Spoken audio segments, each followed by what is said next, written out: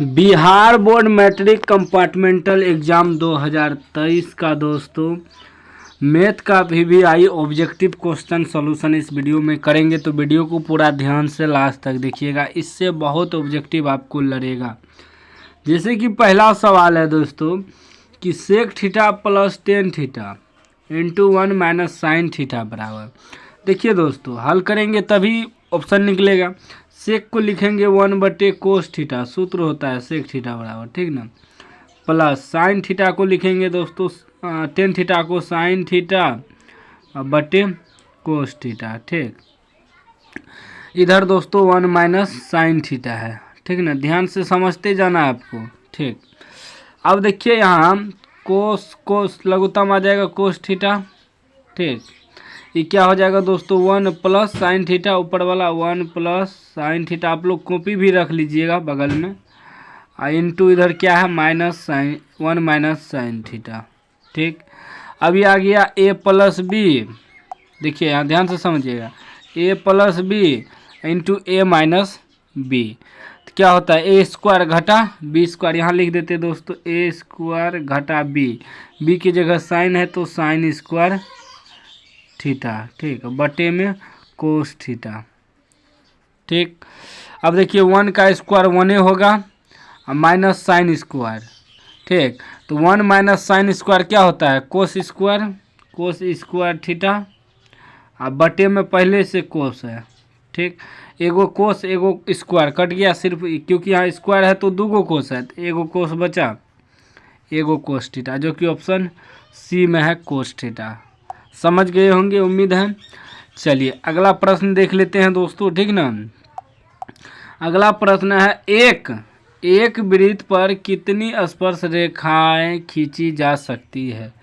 एक वृत्त पर, तो दोस्तों एक वृत्त पर अनंत स्पर्श रेखाएं खींची जा सकती है। वही वहाँ अगर बिंदु दर्शाता दोस्तों कि एक वृत्त पर एक बिंदु है, तब एक ही खींच सकते हैं। यहाँ बिंदु नहीं दर्शाया, डायरेक्ट करा कि एक वृत्त पर कितनी स्पर्श रेखा थे, इधर से भी खींच सकते हैं, इधर से भी कि बहुत सारा खींच सकते हैं, क्योंकि बिंदु नहीं दर्शाया है। चलिए अगला प्रश्न कह रहा है कि यदि एक वृत्त की परिधि 132 है तो इसकी त्रिज्या होगी। दोस्तों देखिए वृत्त की परिधि बराबर सूत्र होता है 2πr होता है ना, बराबर कितना दिया है 132। देखिए 2π का मान 22/7 गुना r बराबर 132, ठीक। उसके बाद दोस्तों कटा भी सकते हैं, 2 से कटाएंगे 6 दूनी 12, एक वहाँ जाएगा 6 दूनी 12, फिर 22 66 कट जाएगा, ठीक। जब r बराबर निकालेंगे दोस्तों तो इस 7 3 से जाके गुना हो जाएगा, तो 7 21 हो जाएगा। यानी कि r जो है त्रिज्या यही है ना, त्रिज्या 21 निकल गया। 21 कहाँ पे है डी में, तो डी इसका करेक्ट आंसर हो जाएगा, ठीक ना। इस प्रकार निकालना आपको, ठीक ना। दोस्तों थोड़ा स्क्रीन पे बनाते हैं ना, ठीक ना, तो बनाने में थोड़ा दिक्कत होता है, ठीक ना, क्योंकि स्क्रीन है।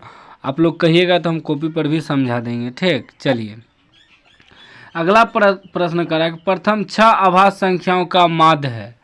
तो प्रथम 6 आभास संख्या का माध्य क्या होगा दोस्तों।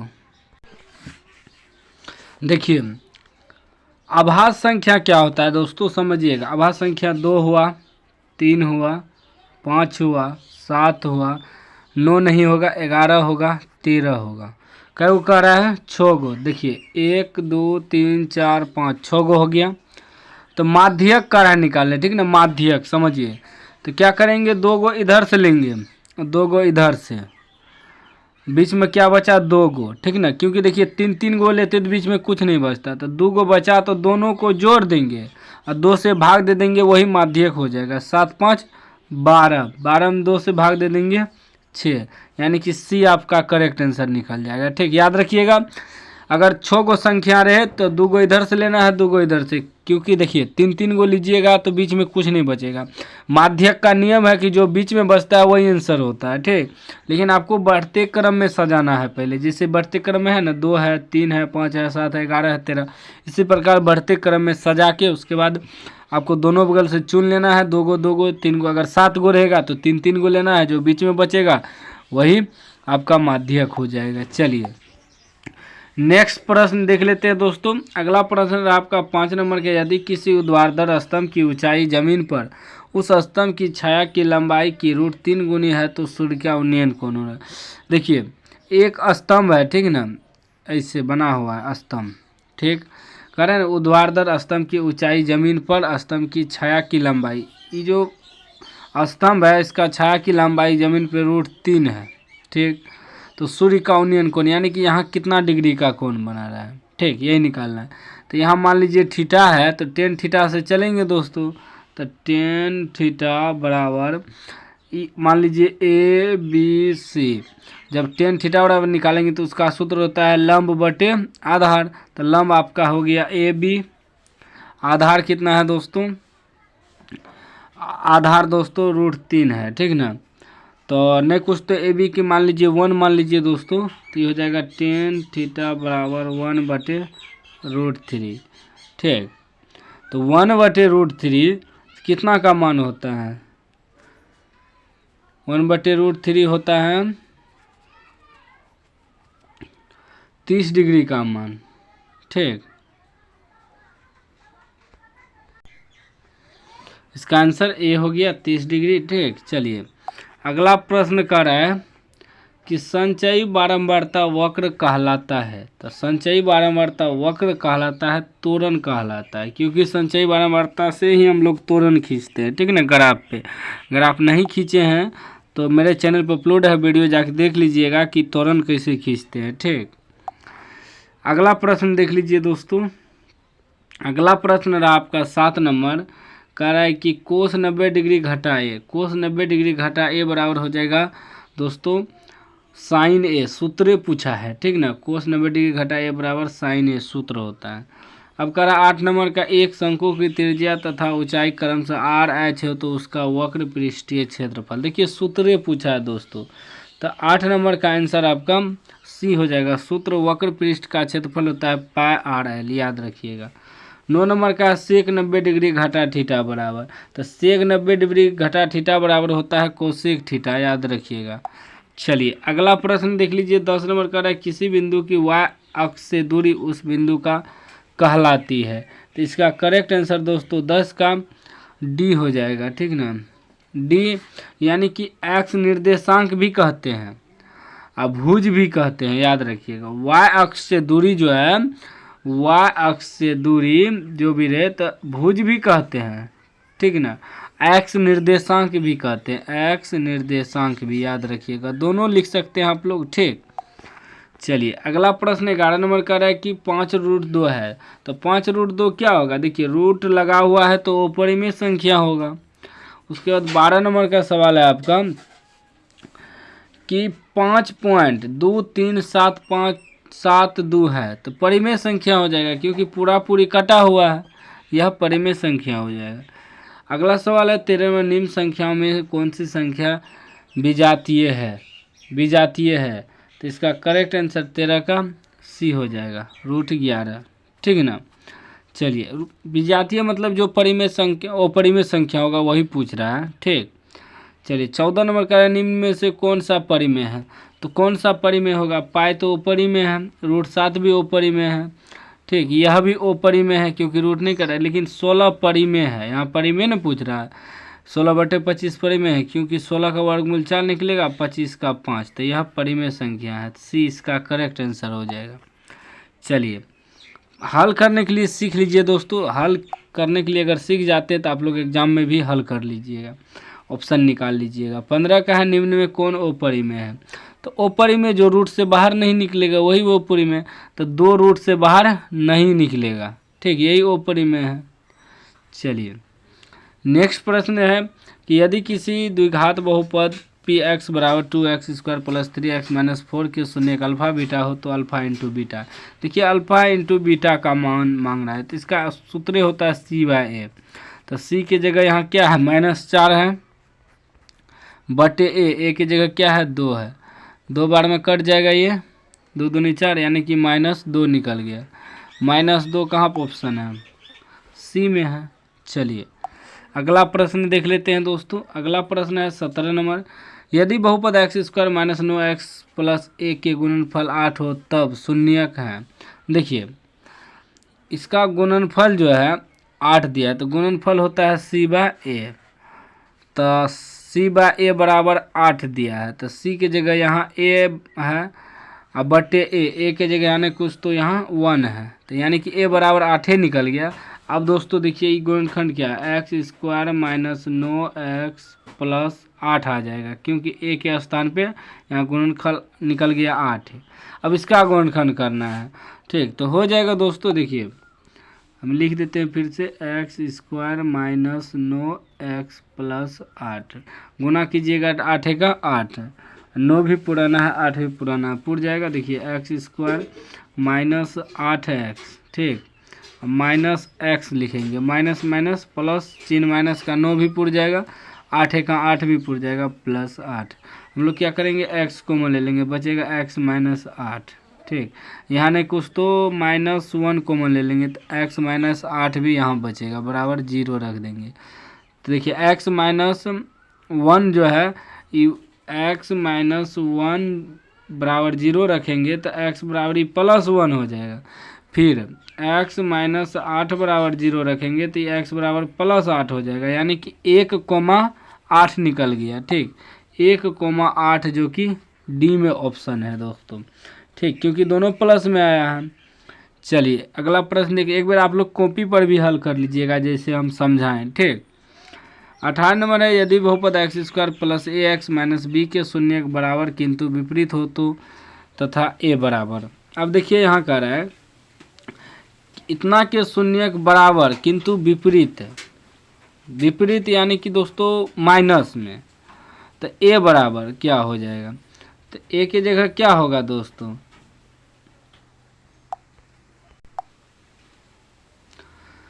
यहाँ ए की जगह हम मान सकते हैं तो 1 हो सकता है, ठीक, ए की जगह 1, क्योंकि एक्स के गुणांक जो भी होता है दोस्तों नहीं कुछ रहता है तो 1 रहता है।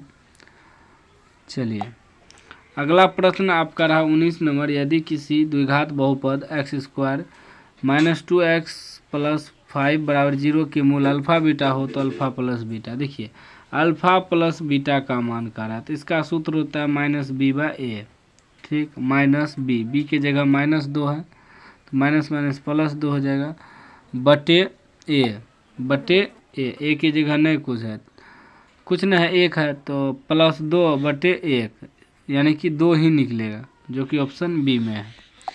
चलिए अगला प्रश्न देख लीजिए दोस्तों, ठीक, 20 नंबर का है, यदि बहुपद पी एक्स बराबर x square plus 7x plus 10 के शून्य का अल्फा बीटा हो तो अल्फा इंटू बीटा का मान। देखिए अल्फा इंटू बीटा का मान अभी तुरंत सूत्र बताए थे, सी बाय ए होता है, सी की जगह 10 है, ए की जगह नहीं कुछ तो 1 है तो 10 ही आएगा, 10, यानी कि ए ऑप्शन इसका करेक्ट होगा। चलिए अगला प्रश्न करा है 21 नंबर, यदि रैखिक समीकरणों के आलेख एक बिंदु पर काटे तो समीकरण निकाय निम्नांकित में से किस प्रकार का होगा। देखिए इसका करेक्ट आंसर 21 नंबर का आपका सी हो जाएगा, अविरोधी होगा, ठीक, याद रखिएगा। चलिए 22 नंबर, 22 कह रहा है, जब दो चर वाले समीकरणों का आलेख संपाती होता है तब उनके हल होंगे। देखिए जब संपाती होता है दोस्तों तो उसका आंसर जो है अनगिनत होता है। देखिए संपाती मतलब हुआ एक ही समीकरण पे दूसरा समीकरण, ठीक, ग्राफ पे जब खींचिएगा ना एक ही रेखा जो खींचेंगे उसी पर फिर दूसरा रेखा आ जाएगा। चलिए 23 नंबर का युग्म समीकरण a1x प्लस b1y बराबर c1 और a2x प्लस b2y बराबर c2 के अनंत हल होंगे जहां c2 बराबर नॉट 0 यदि। देखिए अनंत हल मांग रहा है दोस्तों, तो अनंत हल का कुछ शर्त होता है, ठीक ना, इसका शर्त याद रखिएगा, इसका तीनों बराबर होता है, a1/a2 बराबर b1/b2 बराबर c1/c2, तीनों बराबर होता है। चलिए अगला प्रश्न कह रहा है कि निम्नलिखित समीकरणों के कौन सा रैखिक समीकरण है। देखिए रैखिक समीकरण दोस्तों बटे में नहीं होना चाहिए, ठीक ना ही उस पर पावर माइनस कुछ होना चाहिए, ना ही दोस्तों उस पर रूट लगा हुआ होना चाहिए, तो इसका करेक्ट आंसर बी होगा, ठीक ना। आप लोग हल थोड़ा कर लीजिएगा, इसको गुना भाग कर लीजिएगा तो बी इसका करेक्ट आंसर निकलेगा, क्योंकि रैखिक का मतलब होता है उस पर कोनो घात नहीं होना चाहिए, ठीक ना, घात कुछ नहीं होना चाहिए। अगला सवाल रहा आपका 25 नंबर, ए के किस मान के लिए x square plus 4x plus a बराबर 0 के मूल वास्तविक और भिन्न होंगे। मूल वास्तविक यानी कि दोस्तों डी बड़ा हो 0 से, क्योंकि भिन्न भिन्न का रहा, भिन्न मतलब अलग, तो डी का सूत्र होता है बी स्क्वायर माइनस 4ac बड़ा हो 0 से। तो यहाँ b की जगह 4 है तो 4 का स्क्वायर माइनस 4a की जगह नहीं कुछ तो 1c की जगह a बड़ा हो 0 से। ठीक, अब देखिए 4 का स्क्वायर 16 हो जाएगा माइनस 4 का 4a बड़ा हो 0 से, ये उधर जाएगा तो प्लस में हो जाएगा यानी कि 16 बराबर 4a। ठीक ना, बड़ा हो 4 चौके 16, ए बराबर कितना निकल गया दोस्तों, ए बराबर आपका निकल गया 4। ठीक ना, यहाँ दोस्तों यहाँ अंक में ही दिया है। ठीक ना, तो इसका करेक्ट आंसर हो जाएगा 25 का आपका बी हो जाएगा माइनस बी बाय ए। ठीक ना, मूल वास्तविक और भिन्न होंगे। चलिए अगला सवाल देख लीजिए। अगला सवाल कर रहा है 26 नंबर, द्विघात समीकरण x square plus 2x minus 3 बराबर 0 के मूलों के योग का मान है। मूलों के योग का मान यानी कि अल्फा प्लस बीटा, इसी को योग कहते हैं, माइनस बी बाय ए।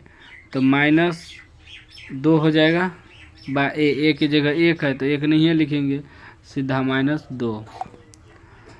अगला सवाल कर रहा है 27 नंबर, द्विघात समीकरण 2x square minus 4x plus 3 बराबर 0 का विवेचक है। विवेचक यानी कि डी निकालना है दोस्तों। तो डी बराबर सूत्र होता है बी स्क्वायर माइनस 4ac। ठीक है, आप लोग कहिएगा तो हम कॉपी पर अच्छे से आपको समझा देंगे। बी की जगह क्या है माइनस 4, तो माइनस 4 का स्क्वायर माइनस 4ac, ए की जगह 2, सी की जगह 3, 4 का स्क्वायर 16 हो जाएगा, माइनस का स्क्वायर प्लस हो गया, माइनस 4 दूनी 8, 8 दिया 24, 16 में से 24 घटेगा माइनस 8। माइनस 8 आपका ऑप्शन कहाँ पे है दोस्तों, सी में है। ठीक, चलिए अगला प्रश्न कर रहा है 28 नंबर, यदि एपी का प्रथम पद ए और पदांतर डी हो तो एनवा पद निम्नलिखित में कौन है। सूत्र पूछा है दोस्तों, सूत्र होता है ना a plus n minus 1 into d t n बराबर या ए एन बराबर, सूत्र पूछा है। अगला फिर प्रश्न है 29 नंबर, यदि एपी का प्रथम पद ए और पदांतर डी हो तो इसके प्रथम एन पदों का योग। एन पदों का योग का सूत्र होता है C n by 2 two a plus n minus 1 into d, याद रखिएगा। ठीक ना, योग वाला का। 30 नंबर का रहा है कि यदि त्रिभुज एबीसी समरूप त्रिभुज P Q R angle A बराबर 47 डिग्री, कोण क्यू बराबर 73 डिग्री, तब कोण सी बराबर। देखिए दोस्तों इसको जो है थोड़ा कॉपी पे हल करना पड़ेगा। ठीक ना, इसका डायरेक्ट थोड़ा हम आपको समझा देते हैं। जैसे कि देखिए ये ए बी सी त्रिभुज है, ए बी सी, एगो त्रिभुज है डी ई एफ। ठीक ना, निकल जाएगा। यहाँ कौन एंगल हमको दिया है 47 डिग्री। ठीक, उसके बाद एंगल क्यू दिया है, ओ पी क्यू आर मानना है दोस्तों। क्यू हमको 73 डिग्री दिया है। ठीक, अब थोड़ा यहाँ समझिएगा, कोण सी निकालना है यह वाला। तो जितना कोण डी हो पी होगा उतना कोण ए होगा। ठीक, जितना कोण क्यू होगा उतना कोण बी होगा, जितना कोण यहाँ एफ होगा दोस्तों आर होगा उतना कोण सी होगा। तो हमें ये 73 दिया है तो क्यू बराबर, तो यहाँ बी भी 73 होगा। अब देखिए दोस्तों कि त्रिभुज के तीनों कोण का योग 80 डिग्री होता है। दो कोण मालूम है दोस्तों, 180 होता है ना त्रिभुज के तीनों कोण का योग। दो कोण मालूम है, दोनों को जोड़ के 180 में घटा दीजिए, आपका आंसर निकल जाएगा। डायरेक्ट शॉर्टकट मारना है। तो 30 का आंसर क्या निकल जाएगा दोस्तों, घटाइएगा तो सी निकलेगा 60 डिग्री। ठीक ना, समझे बात को। 180 डिग्री तीनों कोण का योग होता है, घटा देंगे दोनों को जोड़ के। देखिए 7 3 10 हासिल 1 7 4 11 1 12, 180 में 120 घटेगा 60 डिग्री में बचेगा। समझ गए। चलिए अगला प्रश्न देख लीजिए। अगला कह रहा है कि त्रिभुज एबीसी में एडी लंब बीसी कोमा एडी बराबर बीडी बराबर 8 cm, बीसी 23 cm, तो एसी निकालना है। देखिए यह भी सेम वही है, त्रिभुज है ABC। उसके बाद दोस्तों इसमें क्या किया है कि AD एक लंब खींच दिया जो कि BC पर है, ठीक, इसका नाम D दे दिया। तब AD बराबर BD है 8 cm, ठीक।